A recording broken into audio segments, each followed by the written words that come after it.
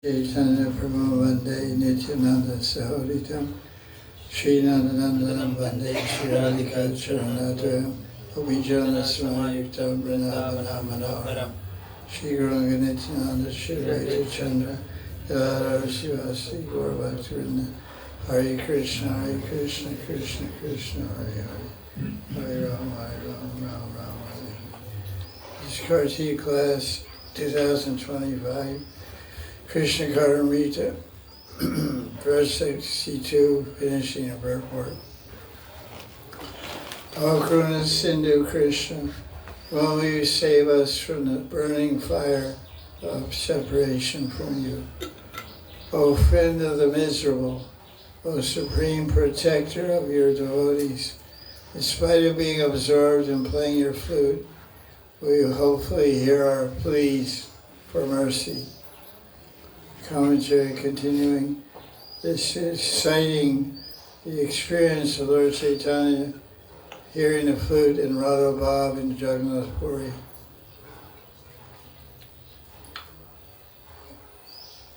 Says he was overwhelmed by the Venu Madhuri, the sweetness of Krishna's flute. So Radharani spoke to her Gopi friends, O Gopis, let us decide what austerity did the flute do in its previous birth to get the opportunity to be on Krishna's lips? What great mantra did it repeat? This flute is so fortunate that it's drinking the nectar of Krishna's lips, which we're dying for just a drop of this ras. What austerity has the flute done? How can we bear this? Listen, Gopis, we should all get together and start performing to Babaji. So, who is Arta Bandhu? It says in the verse, Arta Bandhu, the friend of the miserable. Radharani says, dear Sakhis, Krishna is a friend of the miserable, and we are really miserable. Agree, go like this, yeah. Well, Ryan's got a sense of humor, I guess. So he's a friend of the miserable, and he's especially kind, so surely he will answer our prayer. Give us darshan. Gopal Goswami says that the author, Leela Shuk, is very eager to attract Krishna's attention. It's impossible, but he's worried because it's impossible for Krishna to pay attention to anything else when he's playing the flute. There's two circumstances where you can't get Krishna's attention. What are they? When he is with Radharani. Yeah, that's one. So that means 24 hours a day. And when he's with Radharani, he's calling Radharani on his flute. So he's absorbed in Radhanam Sankirtan with flute accompaniment. So no luck with him. So look to the Super Soul, or Nrsimhadev or something like that. Tavakara Kamalava. It's a familiar prayer for all you guys. For me guys also. So what does Arta Bandhu mean? Gopal Goswami explains, Bandhu means friend and Arta means us. The miserable ones. There was some French book called Les Miserables, famous novel. It's called, I don't know French, but it's called Les, which I guess means Miserable means the miserable people. I guess. I never read it because I didn't have to read about misery. I was sure he is. So why is he a friend of the miserable? Because he's Kripala. He's very compassion and soft already. But the problem is he's powerful, he can do anything, he can remove our misery, but he's busy playing his flute. So that's the problem. And now the Gopal Goswami tries to encourage us by saying Krishna has two ways that he gets bliss. There's two aspects of Krishna's divine blissful personality. One is his self-generated bliss. It's called Swarupananda. Swarupananda means Swarup means generated from my own form. Because Krishna's blissful way is very constitutional. It's inherent in his makeup and what he is. He is bliss. God is bliss. So he doesn't really need anything. He's Apta Kam and Atma Ram. But there's a second aspect of his bliss that he experiences, which is called Swarup Shakti Anand. That his own personal Shakti also gives him bliss. So how does that work? It works, he places Ladni Shakti, his love potency, in a jiva, and that's called Vishuddha Sattva, the descent of Bhava into the heart. And then that devotee who has that Bhava, has that touch of Krishna's love in his heart, or her heart, then they start loving Krishna in a very intimate, personal, totally attached way. And Krishna, when he's receiving that loving seva and remembrance and absorption by his devotees, it gives him more bliss than his own sarup, is what the Acharya is saying, that's what Gopal Goswami is saying. So because of that, the jivas have an opportunity to distract Krishna from his flute and Radharani. Well, not Radharani, Shiva, Shakti, but his flute. So when he's playing his flute, the Swarup Shakti Ananda, the jiva, will attract him away from playing the flute to pay attention to the prayers. So that's what the point that he's making here. Gopal Bhatta, he says that Krishna, Jiva Goswami, there's a verse from Bhagavatam about Durvasa Muni, how Durvasa Muni went to Vishnaloka and met Vishnu, and he said, listen, this chakra is chasing me. Okay, I made an offense to Ambrish Maharaj. Now you're punishing me with your chakra, but please relieve me. And he said, I can't, I'm in the heart of my devotee. And you offended him, you have to go back to my devotee. I can't do anything, I can't help you. But it's your chakra. Yeah, I know, but it's controlled by love. And the love that's controlling this chakra is Ambrish's love for me. And you don't got it. You ain't got it. So you're get your tail burned. So you had to go back to Ambrish and beg forgiveness, which he did. He's a smart yogi. So that comment, the comment that Jiva Goswami gives in this verse in Krama Sandarbha, he says, this proves that Krishna gets more joy from his devotion of his devotee than he gets from his own self. That's what he says in that verse. He says, Sadhanam Ridanam Mayam Sadhanam Riyadvam. I'm in the heart of my sadhus, my saintly devotees. I am their heartbeat, I am their love beat, I am their very existence. Because they live for me, they die for me, they sing for me, and they do everything for me. So that attracts him. He gives up his Atma Ram nature to relish the Ramata, the bliss and love of his devotees. That's his speciality. So Gopal Goswami is reminding us of that tendency. And Krishna himself, the conclusion is that Krishna gets, because the devotees bhav, which he placed in their heart in the form of Ladni Shakti, he placed in the heart of the devotee and watches what it does. And he said, whoa, this guy's doing some cool stuff here. So, because everyone's individual and their own idea on how to serve and love Krishna. So Krishna wants more loving experiences, more loving variety and exchanges, so he can have unlimited lovers and accommodate all of them and enjoy them all. So that's what the point he's making. Now the one word phrase in the verse. Oh, that's nice. Well, that's where are we going?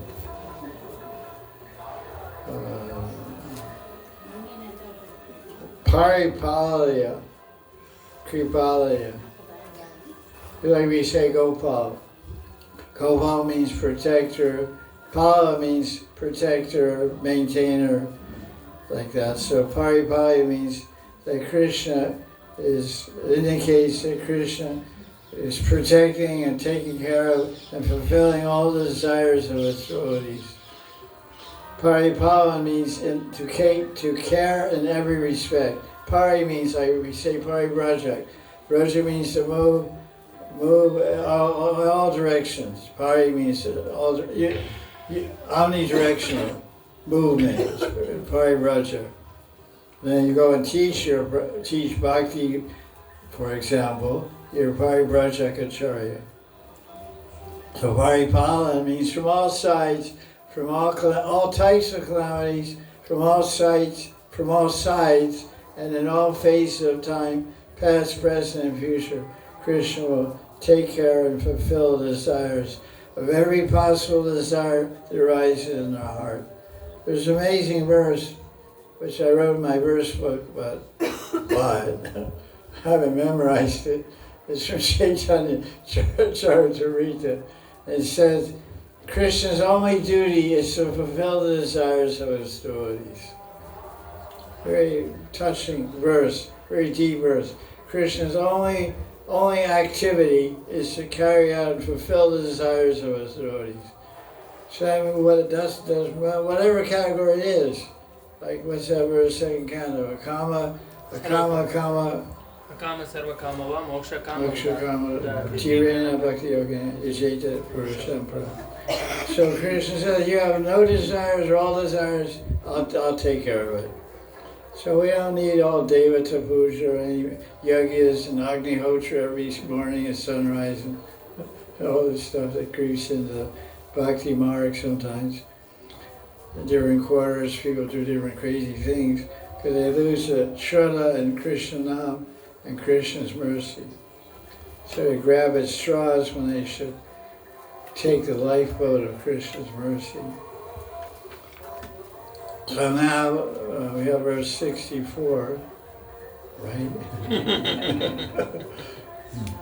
Typical Indian book and Indian speaker. Doesn't follow sequence, no chronology, no logic. After 62, it's 64, right? Yes. Yeah. Everyone knows that. 64, Krishna Karnamrita. Madhuram Adara Bimbe, Manjalam Mande Hase, Shishiram Amrita Nade, Shitalam Drishtapate, Vipulam Marana Netre, Vishutam Veno Nade, Marakata Mani Nilam, Balam Aloke Nu. Krishna has sweet red lips, a lovely smile, and serene, sweet nectar speech.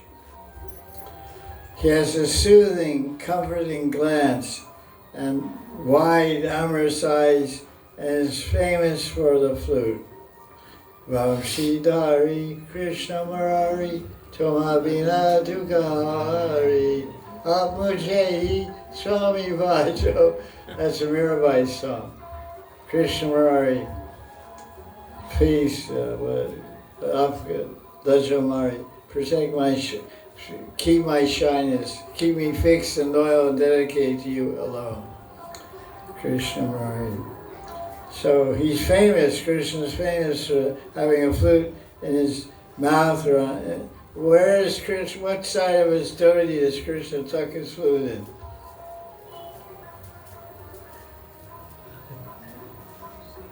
Yeah, read very particularly. Right side. Right and left one. That's your choice. Your first guess is the best guess. Right. The right side. It should go into the no reason. How dear that flute is. Just like little girls, they get teddy bears. Or big girls also. They take it everywhere. They take it to bed, to lunch, and sit on the couch. Teddy bears everywhere. So Krishna's flute is like his teddy bear. Everywhere he's there. Like even the gopis, the favorite pastime is Vamshi Chori. Because that thing is so dear to him. It's like, he holds on to it for dear life, He sleeps with it, he eats with it, he hits it when he's getting dressed, he's tapping his friends on the head with it. That's explaining, they're dressing, the cowboys are tying ankle belts on his feet, and he taps it on the head. It's sakiras, because everything has to be joking. So when the munchies are helping him dress, he doesn't tap them with the flute, he pinches their butts. He pinches them, so he's more intimate with munchies. He's not going to hit him on the head, though. They will take those, hit him back. So that flute is very active. It's not passive for very long. So he's famous for one of his most famous sweetnesses. Rupa Madhurya, Prema Madhurya, Lila Madhurya, and Venu Madhurya. So it's interesting here. We have a Krishna described here in two colors, Marakata Mani Nilam. So is he Marakata, which means emerald green, or is he Nilam, which means dark blue? Mani means jewel. That's a question to think about, and hopefully we get the answer. Krishna's Kaviraj's commentary, it says, Radharani starts glorifying Krishna's lips to her Sakhis. Oh Sakhis, when will I see Krishna, who is, his dark blue color is pervaded with a green effulgence? Why? Ornaments. Dhoti. What do you say? That's one. Dhoti. And Radharani. Yeah, that's true. So, we read in the commentary the other day, something in this book, that because his ornaments are golden ankle bells and bracelets, necklaces, waist bells, etc., they emanate a golden radiance which mixes with the blue and makes green. And when Radharani enters the forest and they meet, their auras, you can say, their auras, their radiance, their effulgence mix, and the whole forest becomes green. And Krishna, bluish color takes on a reddish, jewel-like radiance. Marakata Mani Nilam.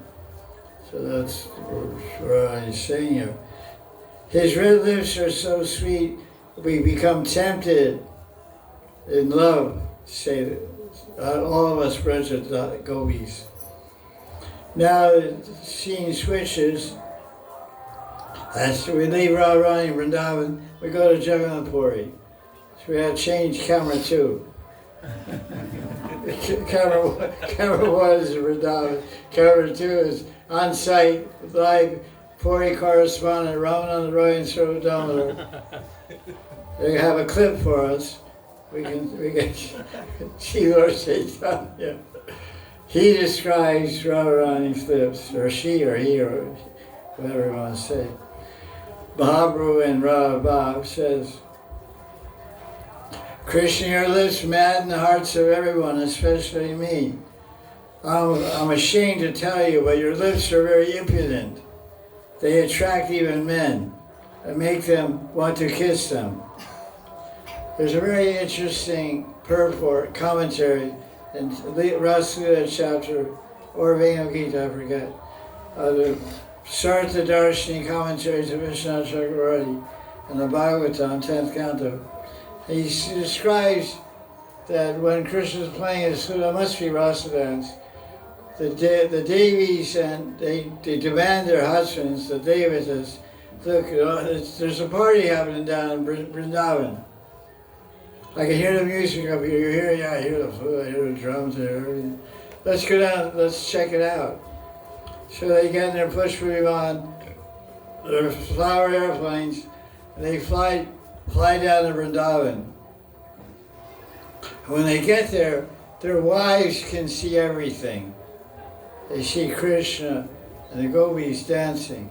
What can their Devata husband see? Hear my question? Devi saw everything. Question Devatas. I said the Devis saw everything. What did their husbands see? They saw Krishna. Only Krishna. You read too much. Or yeah, Wi-Fi to my brain, either one. My brain is transmitting the answer. Your Wi-Fi is picking up. Oh, your monthly fees are due also. 1,000 rupees you owe me. So the husbands can see everything but the gopis. They see the turtles in the Yamuna. They see the deer with their ears cocked up like this. They see the peacocks dancing. They see Krishna dancing, but they can't see the gopis. But, as Radharani says, your flute makes men want to kiss you. Krishna's commentary is very curious, very interesting. He says, when the Devatas and Devis were watching the Rasa dance from the Pushpa Yaman, the Devatas noticed that their wives' dresses were coming loose. And their hair was coming undone automatically because their bodies were shivering in ecstatic bliss and love of Krishna. And they said, well, that's amazing. I'm a little jealous. But then they found themselves, the Devatas found themselves, I'm feeling lusty for this guy too. They started perspiring, the hair started standing up on their arms, and their underwear started falling off. They thought, I'm Indra. I'm a David, I'm Varuna, I'm Indra, I'm Agni. I'm not some small-time guy, I'm a powerful guy. I'm a Kshatriya, I'm powerful. Well, I'm embarrassed. It's like, king has no clothes, The emperor has no clothes. So they were really embarrassed. They said, what's my wife gonna think? If she sees I'm becoming lusty for Krishna, she's gonna have some doubts about my manlyhood. What kind of husband I got here? So they forget everything, Radharani says. Radharani is all pervading, she knows what's going on up there. She's laughing. So Krishna's, this Radharani, or Mahaprabhu and Radha Bhav continuing towards the end, where he's in Madness, Divyanamad Mahabhav, chapter 16, verse 113 and 117. Mahaprabhu said, Krishna's lips can make the unconscious come alive. His lips cast a spell on your flute, even though it's just dry wood. As soon as your lips touch the flute, it suddenly gets a mind of its own. Human living entities have mind and senses. So when the flute touches Krishna's lips, that dead piece of matter, piece of wood, insentient, immobile, insentient piece of wood, dry piece of wood, becomes alive with eyes and ears and nose and mind. Where Lord Chaitanya is definitely unmad.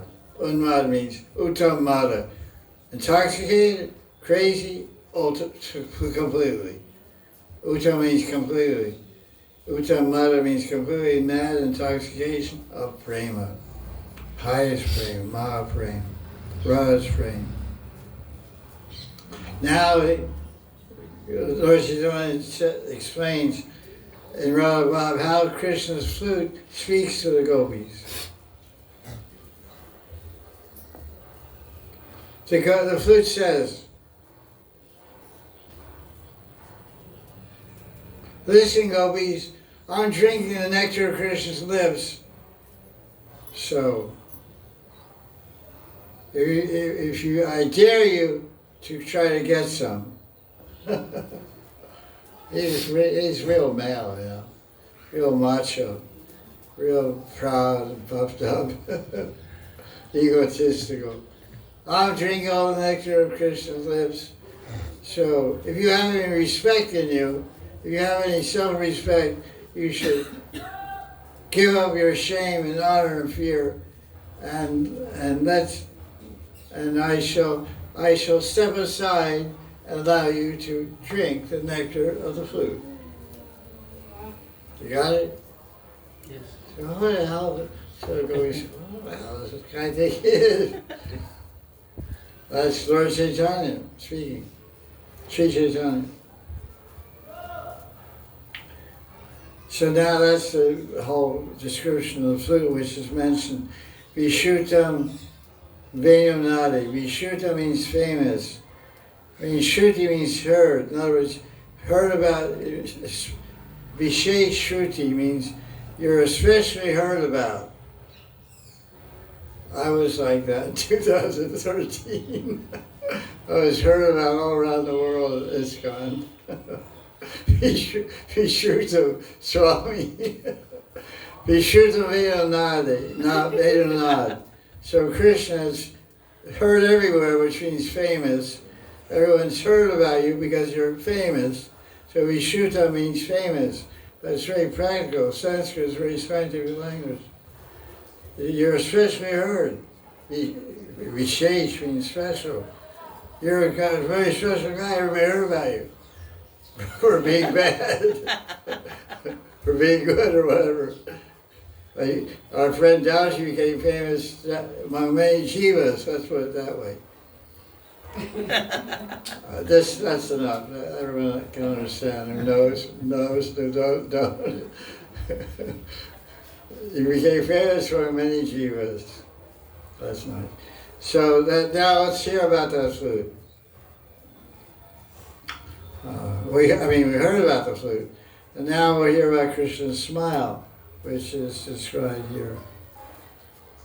Oh, where is it? Oh, Manjula Manda Hase. Manda means slow, stupid, mild, soft. Manjula means charming, enchanting. Manjulam na Manda Hase. Hase means smile, laughter. So it's very enchanting, charming, mild, gentle smile. Krishna's smile, Krishna's Karnamrita says, Krishna's smile is serene and alluring. It steals everyone's heart and soul and creates ocean of passion. It creates ocean of passion in the gopis' hearts, fills them full of high waves of love. Oh Madhav, your smile destroys the darkness in the hearts of your devotees. Oh Krishna, have mercy on me. That's what the Jesus prayer is. Oh Jesus, have mercy on me. So what do we say? Oh Krishna, have mercy. No, we say, oh Krishna, smile at me. That's what we just read. What does it say? His smile destroys the darkness in the hearts of devotees. So I don't want to be snoopy. I don't want to be private. It's not my business. But may I ask you a question? Humbly. Is there any little bit of darkness in your heart? Some little insects crawling around like lust, greed, envy, anger? No. So we want to smile. We need to smile. So where can you find a smile in Vrindavan? Radha Ramana Giridhari Giridhari Shama Vanavari. How many teeth can you see in a smile? 4, 5. Nice. Depends on the degree of your love. If you're a doctor like Rasa Sundar, you can see 32. Human mouth has 32 teeth, average. Some are more or less, whatever. She's 32. You have to be a doctor or a dentist. Rama's dentist.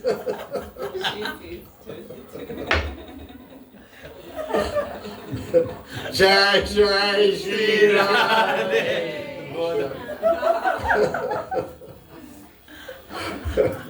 Okay,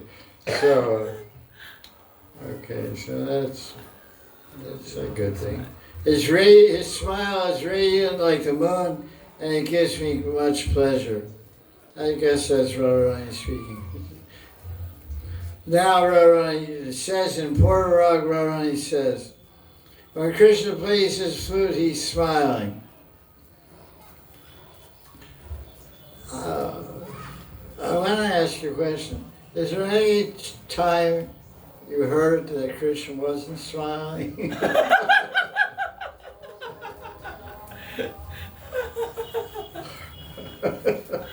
I mean, he's Nari Leela, Nara Leela, human like, somewhat, human quote, somewhat like Leela. But how many people we know in this world are always smiling? It's just, a guy gets electrocuted in prison or something. It's like not too many people down this part of the town are smiling. But he's always smiling. He smiles when he loves, he smiles when he kills.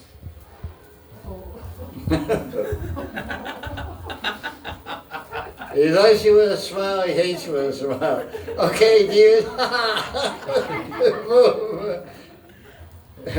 Casey was laughing at him with his big teeth, and Krishna extracted him.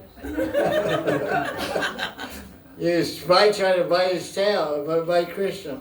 And Krishna put his hand and took out his teeth. His eyeballs too. It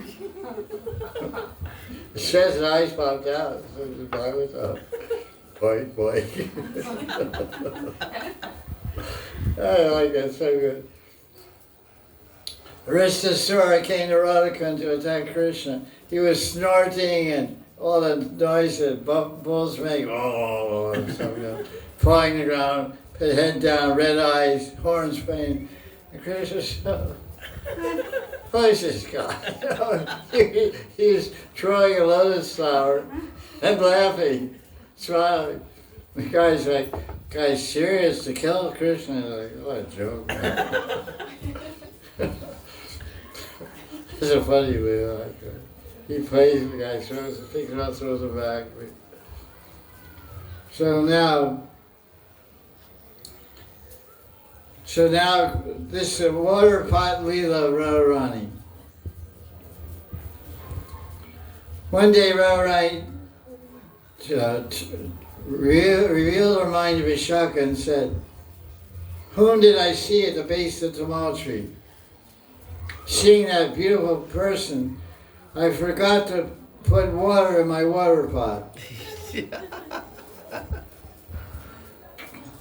So while I was walking away, I turned repeatedly to gaze at that boy under the Tamal tree. And I saw he was playing his flute with a smile. What kind of smile? I'm going to catch you, smile. Or I want to catch you, smile. I will catch you, smile.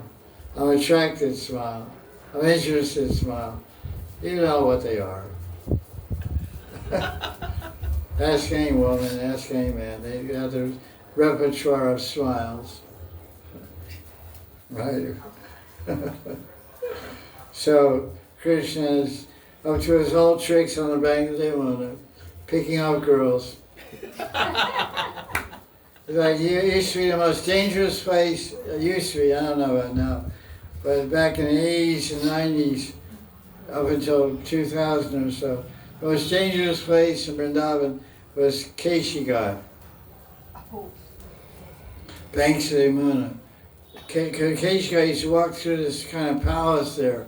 It was through the doorways and narrow ways. Many Western devotees women would get molested there or get robbed, or both, and men would get robbed there. It was a very famous place, but maybe it isn't these days. So we used to say, if you want to maintain your chastity and want to keep your money, don't go to the banks of your in case you got it. and see the dacoits and gundas and badmash, they'll rip you off.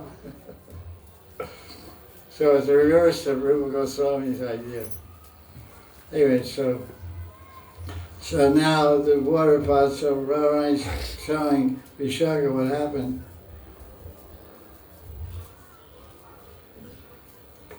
I forgot I said that. He was looking at me and smiling.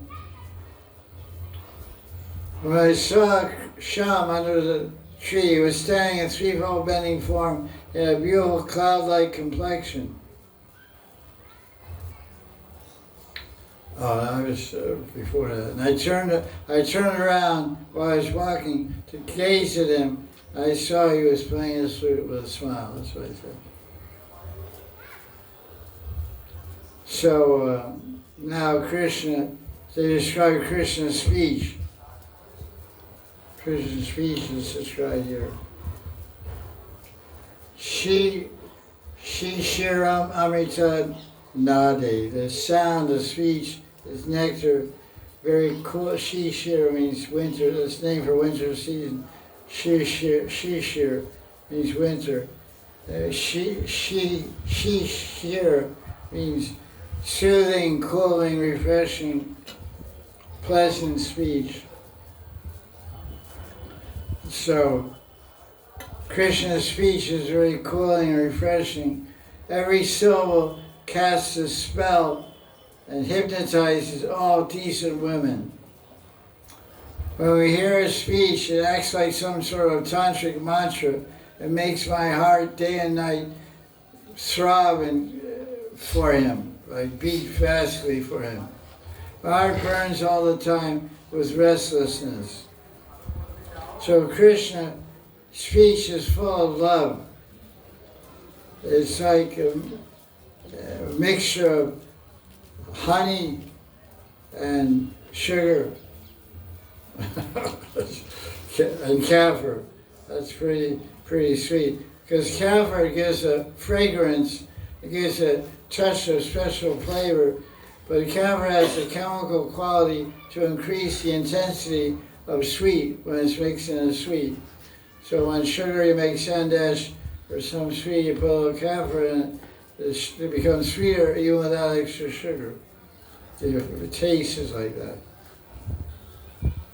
So his Govinda Lilamrita describes Krishna's speech is full of love and very sweet, rasa-filled words which are very soothing and cooling, which it says, Shishir Amrita Nad, to the passionate fire of the gopis' lust.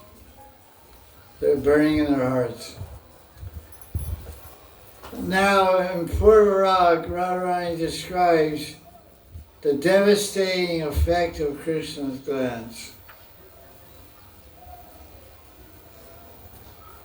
Have you ever met anyone that's come to Vrindavan and got bewitched by deities, by having darshan of deities?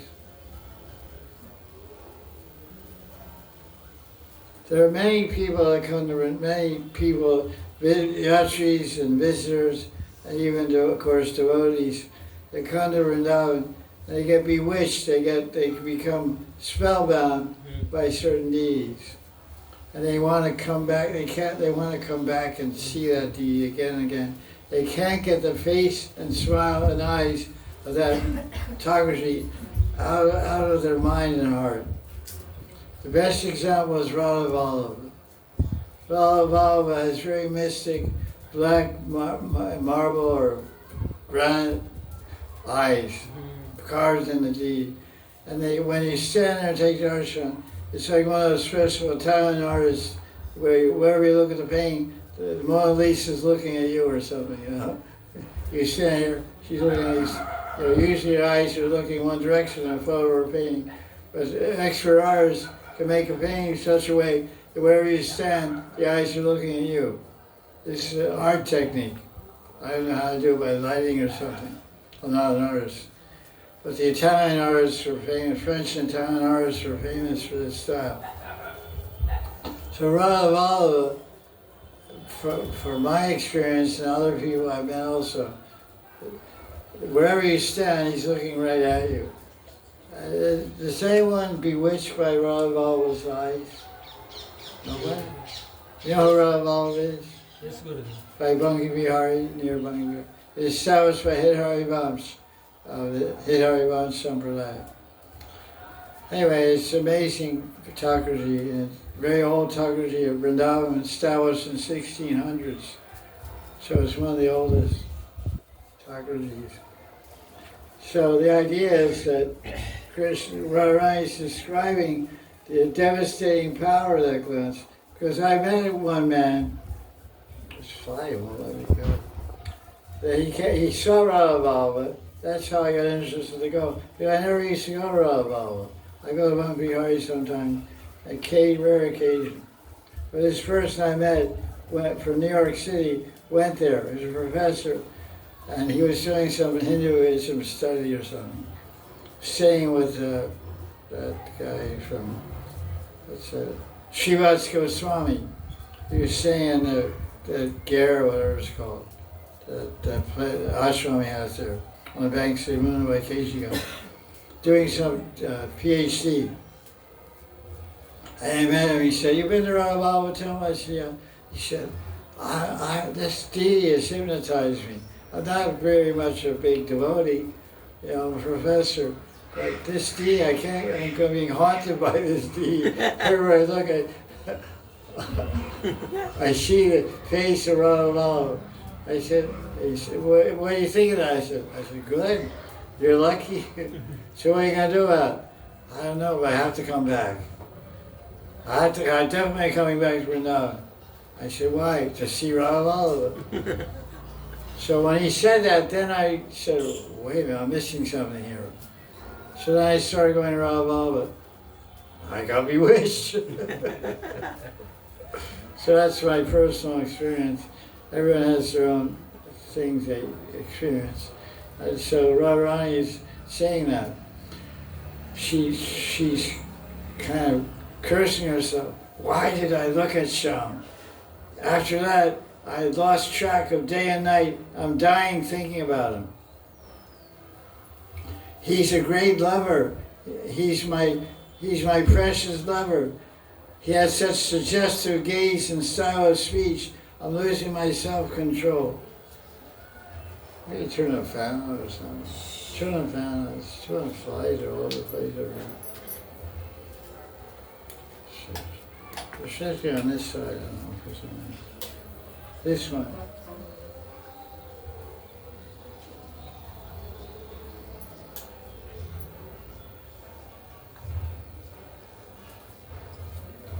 So Radharani goes on and glorifies Krishna's glance.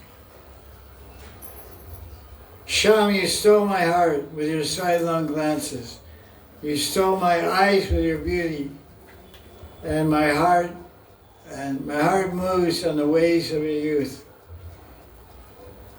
I've lost my dharma, caste, creed, and honor. Your restless glances, swinging walking style, and infectious laughter have ruined me. When the breeze touches Krishna, his fragrance comes from his body and it reaches me and it appears like I'm being bombarded by hailstones. That's true. The fragrance Radharani is describing, smelling Krishna's bodily fragrance feels like being bombed with hailstones. That's a pretty amazing imagery. I don't get it, but she knows what that's like. She's saying it. That's what the poet is saying. Krishna's body is a playground of ras. How can one pass the time peacefully after seeing the gorgeous beauty of Shyam? May Krishna's eyes constantly appear in my heart. When Krishna raises and lowers his gaze in love, during love's dalliance, torrential showers of beauty shower all directions. So now this is what happens.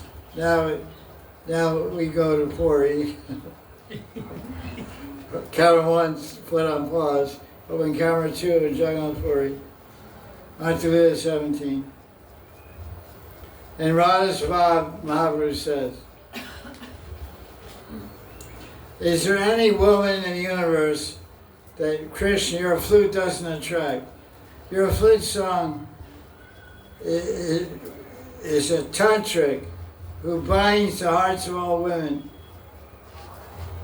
and forces them to abandon their Aryan behavior and surrender unto you. So much for Dharma. Krishna speaks in Gita, right? So he uses his flute to help you abandon all Dharma. When the reason Krishna plays his flute, very esoteric reason. You ask somebody a tricky question. Why does Krishna play his flute? To make you abandon Dharma. Yeah, you know that because you just heard it. Lord Chaitanya, I mean, this Acharya is saying that. No, I mean, Lord Chaitanya is saying it. But otherwise, what would you say? Why does Krishna play his flute? What are the stock answers? To call the cows from the pasture, that's one. To call the cowboys out for cowherding, that's two. Call the gopis for us, that's three. And as he is entering into Vrindavan, to tell everyone that he is coming. He returns. Uttara goes to leave. Uttara goes to Leela from the pasture grounds, comes back to Nandagram, or about to enter Yavat or Barsana. He plays the flute to alert and to warn everyone he's coming.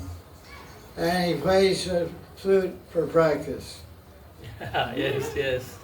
Checks. In Kavi Karnamrita, it's an interesting description how Krishna practices the flute. Yeah. To see how much What is the Bashi boot power has, how much power of controlling living entities it has. It's a whole description, a very ecstatic description. Krishna is practicing his flute because Sharad season is coming up. He wants to try and see if he can call his girlfriend into the woods. Yeah, it's like a ham radio, you know. He wants to make some homemade first radio transmission. I'm going to try to send a message to my girlfriend. So he has a plan. I'm going to learn how to play the flute. I'm going to play it so powerfully and so magnetically and so enchantingly and captivatingly. I'm going to call that girl into the forest at midnight. That takes a lot of practice. That's a mystic city. So he doesn't have that automatically. He has to get it by practice. Do yoga. So that's a nice description like Kavi Karnamrita. So the real meaning of Krishna, why he plays the flute, to break all the gopis' dharma, to have them fully realize Bhagavad Gita, chapter 18, verse 65. Sarvadharman parityajya mamekam sharanam vraja aham tvam sarvabhebhyo mokshayishyami sucha. Abandon all Aryan Dharma, all Vedic Dharma, all Snan Dharma, every Dharma, just surrender to me, I'll take care of everything. Yoga Kshemam Mahamyam. Gopal Goswami comments, Lila Shuka is absorbed in meditation on Krishna and begging for a sporty. Can you substitute your name for Lila Shuk? No. I wish I could. Lila Shuk was absorbed in meditation on Krishna's Lila and begging for a darshan, vision, sporty. So I say, can you substitute your name for Lila Shuk? I, Krishnadas, am absorbed in Lila Dhyan and begging for a sporty. Unfortunately, sadly, embarrassingly, the answer is no. I long for that day, I long for that lifetime. Like once I was talking to Gadara Pran, who's a mutual friend of ours. I've known him for a long time. And he said, he was asking about my bhajan. I said, no, I don't do bhajan, I'm just surviving. He said, he told me, he said, most people I meet, unlike himself, because he's pretty absorbed in his bhajan, unbelievably so.